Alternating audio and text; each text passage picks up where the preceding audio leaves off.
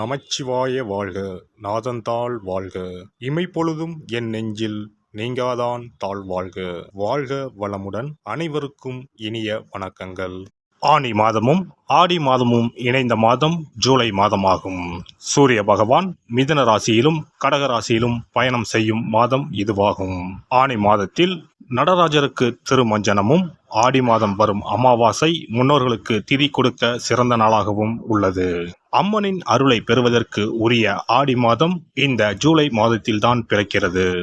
இம்மாத கிரக நிலைகளை பார்க்கும்போது மேசராசியில் செவ்வாய் மற்றும் சந்திரனின் சஞ்சாரம் உள்ளது. ரிஷபராசியில் குரு பகவானும் மிதுன ராசியில் சூரியனும் சுக்கிரனும் இணைந்துள்ளனர். கேது பகவான் கன்னி ராசியிலும் சனி பகவான் கும்பராசியிலும் உள்ளனர். ராகு பகவான் மீன ராசியில் சஞ்சாரம் செய்கின்றார். இம்மாத கிரக பெயர்ச்சி என எடுத்துக்கொண்டால் சுக்கிர பகவான் ஜூலை 6ஆம் தேதி மிதுன ராசியில் இருந்து கடகராசிக்கு செல்கிறார். செவ்வாய் பகவான் ஜூலை 12ஆம் தேதி மேசராசியில் இருந்து ரிஷபராசிக்கு இடப்பெயர்ச்சி ஆகின்றார். ஏற்கனவே ரிஷபத்தில் சஞ்சாரிக்கும் குரு பகவானுடன் செவ்வாய் பகவான் இணைந்து குருமங்கள யோகத்தை உண்டாக்குகிறார். அதே சமயம் இந்த ஜூலை மாதம் 16ஆம் தேதி இரவு 17ஆம் தேதி அதிகாலையில் சூரிய பகவான் மிதுன ராசியில் இருந்து பெயர்ச்சியாகி கடகராசியில் சஞ்சாரம் செய்கின்றார். இது ஆடி தமிழ் மாத பிறப்பை குறிக்கும்.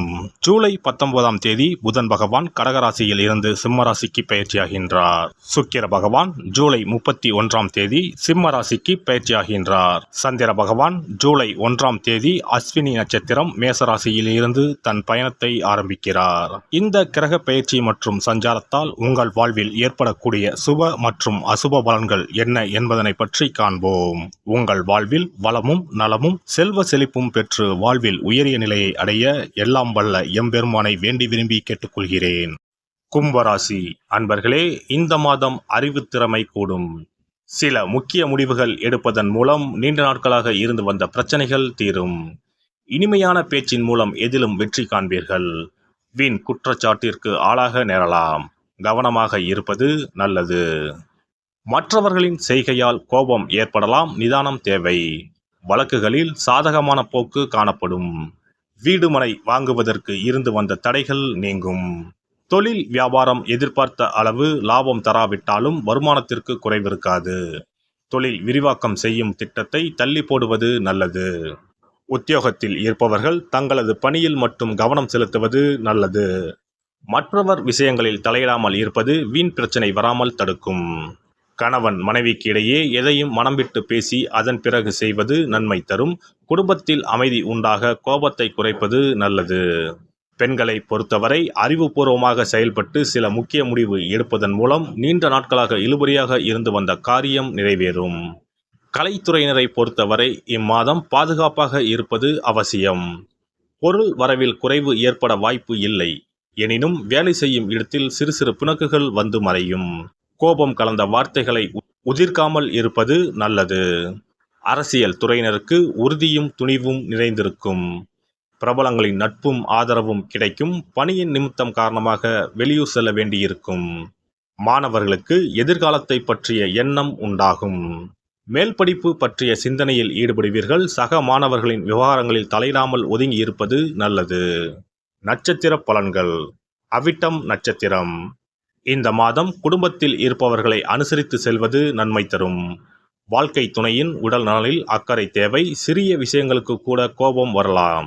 அதனால் உறவினர்கள் நண்பர்களிடம் கவனமாக பேசுவது நல்லது. விபரீத ஆசைகள் ஏற்படலாம், கவனம் தேவை. சதயம் நட்சத்திரம். இந்த மாதம் பேச்சின் இனிமை, சாதுரியம் இவற்றால் எடுத்த காரியங்களில் சாதகமான பலன் பெறுவீர்கள். உங்களது பொருட்களை கவனமாக பார்த்து கொள்வது நல்லது. பூராட்டாதி நட்சத்திரம். இந்த மாதம் விரும்பியது கிடைக்க கூடுதல் முயற்சி தேவை. பணவரத்து அதிகரிக்கும். பயணம் மூலம் லாபம் கிடைக்க பெறுவீர்கள். புதிய நபர்கள் நட்பு உண்டாகும். வாகனங்கள் மூலம் லாபம் வரும். அரசாங்கம் தொடர்பான காரியங்களில் சாதகமான பலன் கிடைக்கும். விநாயகப் பெருமானை அருகம்புல்லால் அர்ச்சனை செய்து தீபம் ஏற்றி வழிபட காரிய வெற்றி உண்டாகும். தடை தாமதம் நீங்கும். குல தெய்வத்தையும் இஷ்ட தெய்வத்தையும் ஒரே நாளில் சென்று தரிசித்து வாருங்கள். காரியங்களில் இருந்த தடைகள் விலகும். தொழில் வியாபாரம் சிறப்பாக நடைபெறும். சிறப்பு தொகுப்பு. ஒரு வெற்றிலை இருந்தால் உங்கள் துன்பங்களில் இருந்து விடுபட முடியும் என்றால் நம்ப முடிகிறதா? ஆம், உங்கள் ராசிக்கும் வெற்றிலை பரிகாரம் இருக்கிறது. அவற்றிற்கான வழிபாட்டு முறைகள் பற்றி காண்போம். பண்டிகை, திருவிழா, வீட்டில் விசேஷம் என்றால் வெற்றிலை பாக்கு வைத்து உறவினர்களை அழைப்பது வழக்கம். வெற்றிலையும் பாக்கும் மகாலட்சுமியின் அம்சங்களாகும். 12 ராசிக்காரர்களுக்கும் வெற்றிலையின் மூலம் பரிகாரம் செய்ய கவலைகள் தீரும் என்பது நம்பிக்கை. வெற்றிலையின் நுனியில் லட்சுமியும், நடுவில் சரஸ்வதியும், காம்பில் பார்வதி தேவியும் வசிக்கின்றனர். மகாவிஷ்ணுவும், பிரம்மாவும், சிவனும், சுக்கிரனும் கூட வெற்றிலையில் வாசம் செய்கின்றனர். எனவேதான் பூஜை மற்றும் திருமணம் சுபமாக நடக்க வேண்டும் என்பதற்காக வெற்றிலை பாக்கு படைக்கப்படுகிறது. துன்பம் விலக உங்க ராசியின்படி இந்த மாதிரி வெற்றிலை பரிகாரம் செய்யுங்கள். வெற்றிலை பரிகாரத்தில் எல்லோரும் ஒரே மாதிரியான பரிகாரத்தை செய்தால் பலன் தராது. அவரவர் ராசிக்கு தகுந்தபடி சில இஷ்ட தெய்வங்களையும் சில கிரக தெய்வங்களையும் பொறுத்து உங்களுடைய பரிகாரத்தை மாற்றிக்கொள்ள வேண்டும். அப்போதுதான் உங்களுக்கு என்ன கஷ்டமோ அது சரியாக நீங்கி உங்களுக்கு நல்ல பலன்கள் கிடைக்கும். உங்களுடைய ராசியின்படி வெற்றிலையில் குறிப்பிட்ட கிழமையில் பரிகாரம் செய்தால் உங்கள் துன்பம் விலகும், பிரச்சனைகள் தீரும். மேசராசி அன்பர்கள் செவ்வாய்க்கிழமைகளில் வெற்றிலையில் மாம்பழம் வைத்து முருகப்பெருமானுக்கு நெய்வேத்தியம் செய்துவிட்டு அந்த பழத்தை உண்டால் அனைத்து கஷ்டங்களும் நீங்கும். ரிஷபராசி அன்பர்கள் செவ்வாய்தோறும் வெற்றிலையில் மிளகு வைத்து வழிபாடு நடத்தினால் துன்பங்கள் அனைத்தும் தீரும். மிதுன ராசி அன்பர்கள் புதன்கிழமைகளில் வெற்றிலையில் மிளகு வைத்து இஷ்ட தெய்வத்தை வழிபடவும். பின்னர் அதையே பிரசாதமாக சாப்பிட்டால் துன்பங்கள் எல்லாம் நீங்கும். கடகராசி அன்பர்கள் வெள்ளிக்கிழமை தோறும் வெற்றிலையில் மாதுளை பழத்தை வைத்து காளியை வழிபாடு செய்து பின்னர் அந்த மாதுளை பழத்தை சாப்பிட்டால் துன்பங்கள் நீங்கும். சிம்மராசி அன்பர்கள் வியாழக்கிழமைகளில் வெற்றிலையில் வாழைப்பழத்தை வைத்து இஷ்ட தெய்வத்தை வழிபடலாம். பின்னர் அந்த பழத்தை பிரசாதமாக உண்டால் கஷ்டங்கள் நீங்கும். கன்னிராசி அன்பர்கள் வியாழக்கிழமையில் வெற்றிலையோடு மிளகு வைத்து உங்கள் இஷ்ட தெய்வத்தை வணங்குங்கள். உங்கள் துன்பம் துயரம் எல்லாம் தீர்ந்துவிடும். துலாம் ராசி அன்பர்கள் வெற்றிலையில் கிராம்பு வைத்து உங்கள் இஷ்ட தெய்வங்களை வழிபட்ட பின் அதை உண்டால் அனைத்து துன்பங்களும் நீங்கும். விருச்சிக ராசி அன்பர்கள் வெற்றிலையில் பேர்ச்சம்பழம் வைத்து செவ்வாய்தோறும் உங்கள் இஷ்ட தெய்வத்தை வழிபட்டால் துன்பங்கள் நீங்கும். தனுசு ராசி அன்பர்கள் வெற்றிலையோடு கற்கண்டு வைத்து வெள்ளிதோறும் இஷ்ட தெய்வத்தை வழிபட்டு பின்னர் கற்கண்டை சாப்பிட்டால் துன்பங்கள் விலகும்.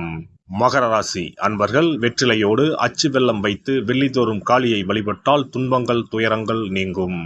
கும்பராசி அன்பர்கள் வெற்றிலையோடு நெய் வைத்து சனிக்கிழமைகளில் காளி தெய்வத்தை வழிபட்டால் உங்கள் துன்பங்கள் எல்லாம் தீரும். மீனராசி அன்பர்கள் வெற்றிலையோடு சர்க்கரை வைத்து ஞாயிறு தோறும் இஷ்ட தெய்வத்தை வழிபட்டால் துன்பங்கள் எல்லாம் விலகும். எல்லாம் வல்ல இறையருளால் நீங்களும் உங்கள் அன்பு குடும்பமும் உடல் நலம், நீலாயுள், நிறை செல்வம், உயர் புகழ், மெய்ஞானம் ஓங்கி வாழ்க வளமுடன். இந்த வீடியோ பதிவு உங்களுக்கு பிடித்திருந்தால் லைக் பண்ணுங்க, கமெண்ட் பண்ணுங்க, ஷேர் பண்ணுங்க, மறக்காம சப்ஸ்கிரைப் பண்ணுங்க, பக்கத்துல இருக்கிற பெல் பட்டனை கிளிக் பண்ணுங்க. நன்றி, வணக்கம். ஓம் நமச்சிவாய, சிவாய நம.